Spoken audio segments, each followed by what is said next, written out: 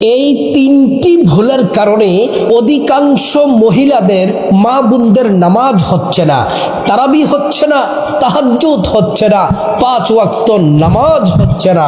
এই তিনটি ভুল করার কারণে রমজান মাসে এত কষ্ট করে সারাটা দিন রোজা রেখে কিন্তু রাতের বেলা যখন তারাবির নামাজ পড়ে এই তিনটি ভুল করে, এবং যখন তাহাজ্জুদ পড়ে এই তিনটি ভুল করে, যে কোনো নামাজ এই তিনটি ভুলের কারণে বাতিল হয়ে যাচ্ছে।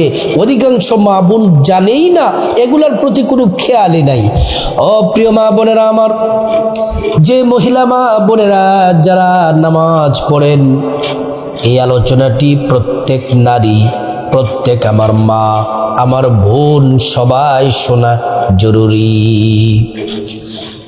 একটা বিষয় কিন্তু আনন্দের, আলহামদুলিল্লাহ, মা বোনেরা কিন্তু দিনদার হয় বেশি, তারা নামাজ পড়তে পছন্দ করে, জিকির আজকার করতে পছন্দ করে, ইবাদত করার জন্য মা বোনেরা বেশি উৎসাহিত থাকে, উৎফুল্লতার সাথে ইবাদত করে, এটা কিন্তু ভালো। কিন্তু আমার মা বোন ও আমার মা বোনেরা ভালো করে শুনুন, আপনি কষ্ট করে নামাজ পড়ছেন, আপনি কষ্ট করে তারাবি পড়ছেন এই রমজান মাসে, তাহাজ্জুদ পড়ছেন, 5 ওয়াক্ত নামাজ পড়ছেন, কিন্তু আপনি এই তিনটি ভুল করার কারণে আপনার নামাজ আল্লাহ কবুল করবেন না। কিছু কিছু মানুষ আছে যাদের নামাজ, ইবাদত, বন্দেগী হাসরের ময়দানে আল্লাহ নিক্ষেপ করে ছুঁড়ে ফেলে দিবেন, এমন ভাবে ছুঁড়ে দিবেন যে নামাজ, ইবাদত আল্লাহ তাআলার কাছে এগুলা পছন্দ হয় নাই। প্রিয় মা বোনেরা আমার, এজন্য আপনাকে আগে জানতে হবে নামাজ কিভাবে পড়তে হয়, সঠিক কিভাবে নামাজ পড়তে হয়, নিয়ম পদ্ধতি কি, কোন কোন সূরা দিয়ে পড়তে হয়। এজন্য নামাজের ফরজ, ওয়াজিব, সুন্নাতগুলা সুন্দরভাবে আপনাকে জানতে হবে। তো আজকে এই দিকে আলোচনা না, অধিকাংশ মহিলাদের নামাজ বাতিল হয়ে যাচ্ছে এই তিনটি ভুলের কারণেই। এই তিনটি ভুলের কথা বলে আমি আজকে আলোচনা শেষ করব, ভালো করে শুনুন। 1 নাম্বার যে ভুল, এই ভুলটা হচ্ছে এটা নামাজের আগে অজুর মধ্যে ভুলটা, অজুটা ঠিকভাবে করে না, অজুর মধ্যে ত্রুটি থাকে, পশম শুকনো থাকে। যার অজু হয় না তার নামাজ হবে না, যার অজুতে ত্রুটি থাকে তার তারাবি হবে না, তাহাজ্জুদ হবে না, 5 ওয়াক্ত নামাজও হবে না। এজন্য প্রিয় নবী সাল্লাল্লাহু আলাইহি ওয়াসাল্লাম বললেন, উম্মত শোনো শোনো, তোমরা অজুর ব্যাপারে যত্নশীল হও। জান্নাতের চাবি হলো নামাজ, জান্নাতের চাবি হলো নামাজ, আর নামাজের চাবি হলো ওযু। এজন্য রাসূল করিম সাল্লাল্লাহু আলাইহি ওয়াসাল্লাম সাহাবায়ে কেরামদেরকে এবং নবীর স্ত্রীদেরকে নিজে প্র্যাকটিক্যালে ধরে ধরে অজুটা শিখিয়ে দিয়েছেন। অজুর মধ্যে তাড়াহুড়ো করা যাবে না। অনেকে অজু করে কানের কাছে দিয়ে শুকনো থাকে, হাতের কনুই শুকনো থাকে, মুখমণ্ডল ভালো করে ধৌত হয় না, পায়ের গোড়ালির কাছে শুকনো থাকে, হাত পায়ের আঙ্গুলগুলা খিলাল করে না। মা বোনরা নাকফুল পরে নাকফুলটা ভালো করে নাড়াচাড়া করে পানি পৌঁছায় না, কুলি করে না ভালো করে, নাকে পানি দেয় না ভালো করে, অজুতেই শুধু ভুল করে। অজু যদি আপনার না হয়, যদি অজুতে ত্রুটি থাকে, আপনার নামাজ হবে না। আল্লাহ তাআলা তো কোরআন শরীফের মধ্যে বলছেন, ইয়া আইয়ুহাল্লাযীনা আমানু ইযা কুমতুম ইলাস সালাহ, হে ঈমানদারেরা, তোমরা নামাজে দাঁড়ানোর আগে ফাগসিলু, তোমরা ওযু করে নাও, পবিত্র হয়ে নাও। ওযু করতে হবে, পবিত্র হতে হবে, এটা আল্লাহর নির্দেশ। আমি সংক্ষেপে আপনাদেরকে সুন্দরভাবে অজুটা দেখাই দিব, যেভাবে বলবো ঠিক সেভাবে অজু করবেন আমার মা বোনেরা। প্রথমে অজু শুরুতে বিসমিল্লাহির রহমানির রহিম পড়ে নিবেন।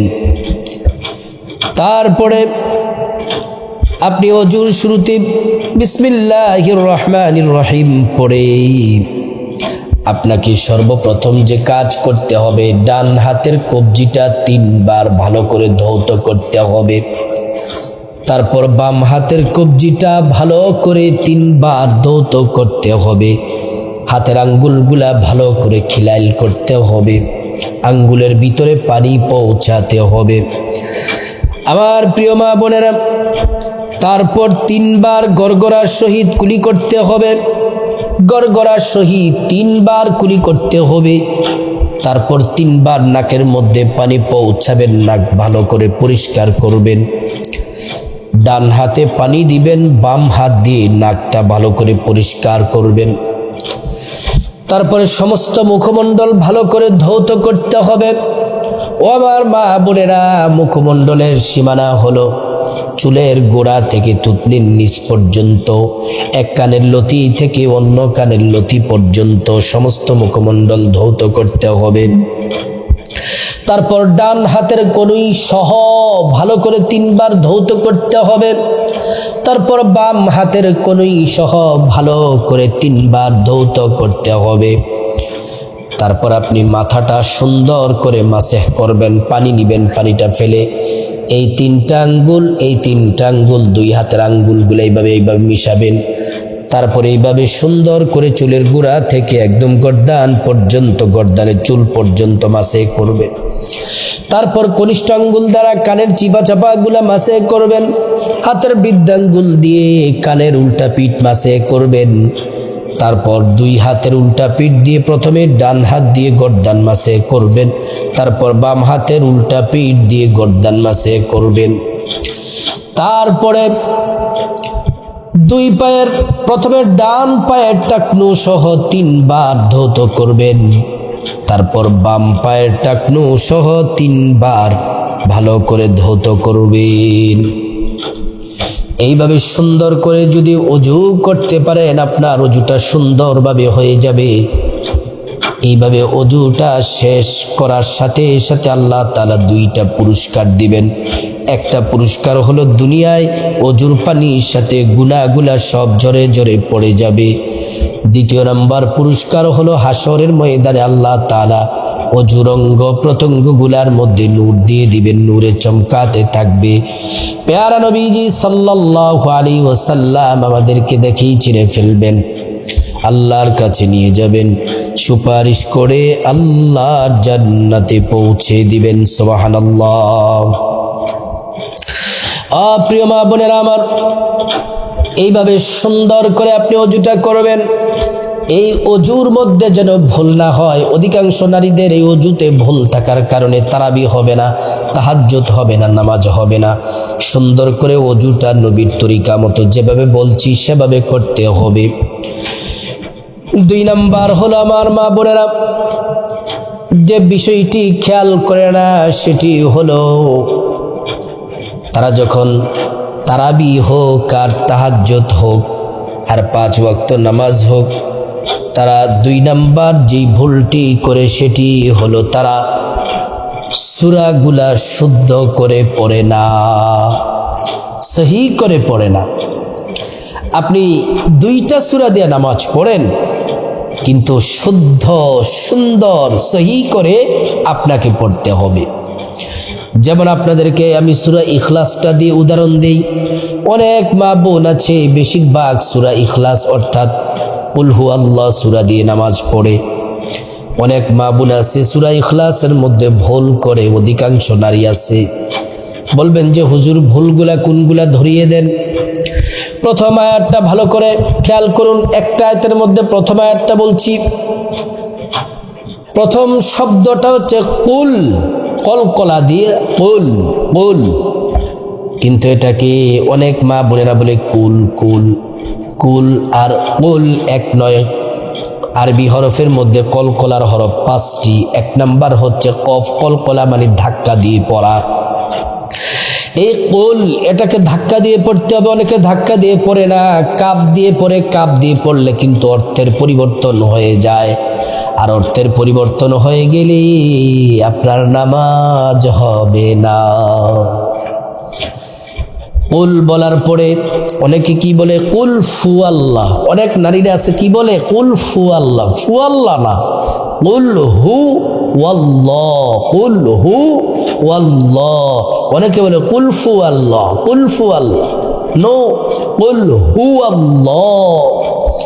এটার মধ্যে ভুল করে কুল হু আল্লাহু আহাদ, এই প্রথম আয়াতে এই ভুলগুলা করে দ্বিতীয় আয়াতের মধ্যে বলে আল্লাহুস সামাদ। এই আল্লাহ যারা বলে তারা ভুল, আল্লাহ যারা বলে তারা ভুল।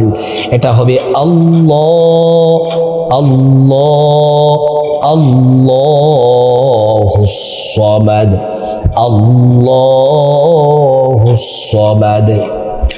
তারপর লাম ইয়ালিদ ওয়ালাম ইউলাদ ওয়ালাম ইয়াকুল লাহু কুফুয়ান আহাদ। এই সূরা ইখলাস এই ভুলগুলা অধিকাংশ মহিলা মা বোনেরা করে থাকে, সূরা ফাতিহার মধ্যে ভুল করে।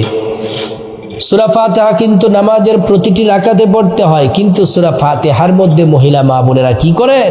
ভুল করেন। খবরদার, ভুল করা যাবে না, তাহলে নামাজ বাতিল হয়ে যাবে।